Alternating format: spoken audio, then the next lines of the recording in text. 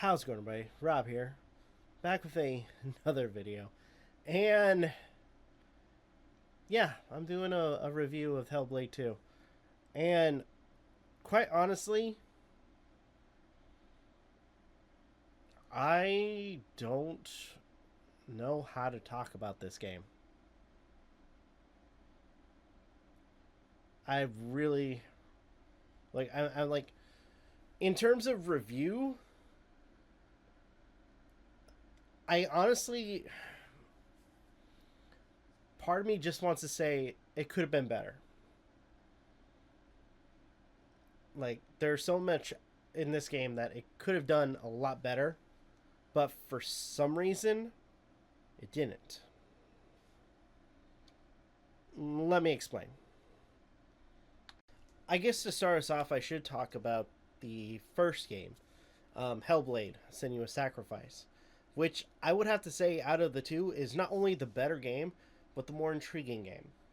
The game itself follows, Senua, who goes through her journey of trying to um, get over, or at least try to conquer her grief of her lover, Dillian. Um, Even going from hell and back to try to save his soul, so to speak. The world itself, dark, gruesome, and very beautiful in terms of graphics. The combat itself, I would say, littered between gameplay, um, really made you pay attention to what the enemies are doing, and really kind of focus, no pun intended, on the combat. Puzzles themselves were interesting and at times challenging, depending on what you're doing and focusing on. Because in terms of this game, what you focus on could be totally different from what you're actually supposed to be focusing on, as well as, in some sense, changing your perspective, so to speak, when uncovering or solving the puzzles. All in all, the game itself, and I played it for, I think it was close to 7 hours, and that game was a lot of fun to play. As well as following Senua's story and dealing with not only the death of her loved one, but also dealing with what, which, by the way, towards the beginning of the game, says very clearly that the character suffers from mental illness, and that the very things that we are seeing, hearing, and so on, including the voices that keep helping and taunting her, could very well not be real. So, all in all, again, in terms of my game catalog, Hellblade has always been one of my favorites of games that I got to experience. Hellblade 2, however, I cannot give the same sentiment.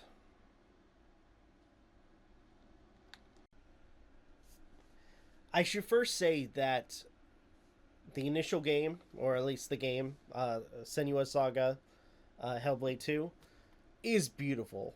Graphically, it is amazing to look at.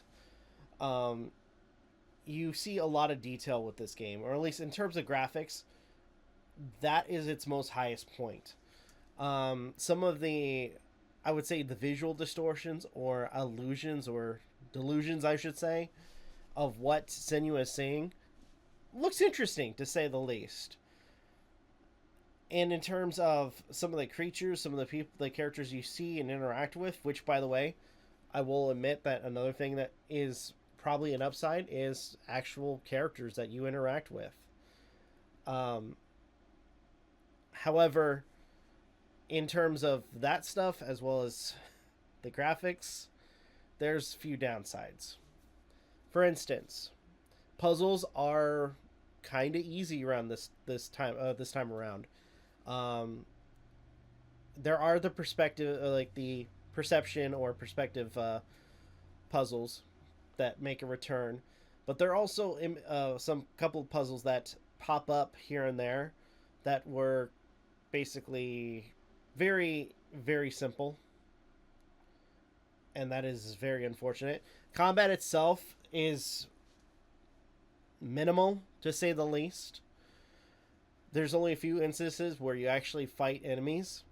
The best way that that this game has been described as a walking simulator, you'll feel like you're just going to be walking for a good chunk of the runtime throughout this game. And in terms of some of the visuals, again, some of the visuals in terms of graphics look really nice, but I kind of feel like they try to imitate other games in terms of like cutscenes and stuff, like let's say for God of War, where it's all in one session, when in reality that's not the case in this game. Another thing too, I will add that I kind of miss from the first game is the implication or the addition of segments with live action or actors, kind of implemented into the style of the game. And that was usually when you had the delusions that Senua went through. Which, by the way, for some reason, they decide to set it up as if the voices she hears, they call them Furies for some reason. I don't know why. So, again, and in terms of the story itself, where you have to basically face a bunch of giants, it starts to really kind of skew the mental illness aspect of the or at least the setup for the character, when your character is not the only one that sees these giant creatures that they are facing. Which also I should point out too, that it very much contradicts what happens towards the very end of the game. As far, I'm gonna say this, in my personal opinion, there's a huge plot hole in the story in terms of what's going on and what's happening towards the end.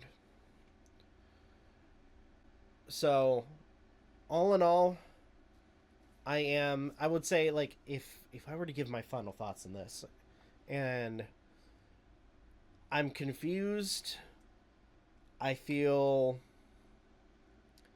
unfulfilled, especially since the game just abruptly ends there, like where it ends at the end, and I kind of wish there was more. Like I said before, this could be a better game, but for some reason, we got what we got.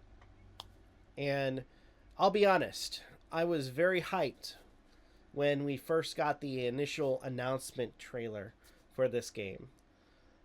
Visually, like all the visuals and stuff with the music, I was, again, being a fan of the first game, I was very hyped.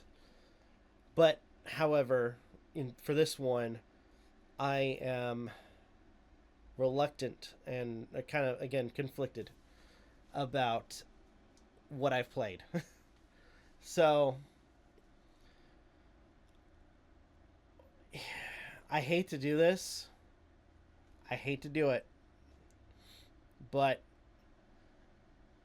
this game itself, this particular game,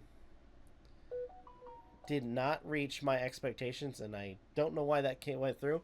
But either way, I'm going to continue with this. Senua's Sacrifice, I don't know why people are giving it an 8 out of 10 on IMDb and other websites. It's not an 8. Unfortunately, I have to go below the bar, and I got to give it a 4. Again, graphics are nice. It's cool that they introduce characters that you can interact with throughout the game. Though, with the characters that you interact with, what you get to experience, it very much contradicts what's going on for the not only for the main story, but also towards the end and the final conclusion. So, all in all, yeah, I hate to do this, but I got to give it a 4 out of 10. I feel like it could have done better. There could have been more added, more combat, more puzzles that were actually challenging. And unfortunately, it just like it not being just a walking simulator throughout the runtime. So, all in all, I am very disappointed with this game. Like very disappointed. I would give it a somewhere lower, but I'm gonna try to be as fair as I'm trying to be as fair as I can. So, 4 out of 10, guys. That is my final rating for Senua Saga, uh, Hellblade 2. If you guys have any thoughts, I'd love to hear what you guys have to say. Please like, comment, share, subscribe, all the good stuff. If you guys want to follow us on social media, links are in the description down below, as well as check out our content and the weekly podcast. With that being said, this is Rob Novakast signing off. Have a good one. Take care, and I'll see you guys next video.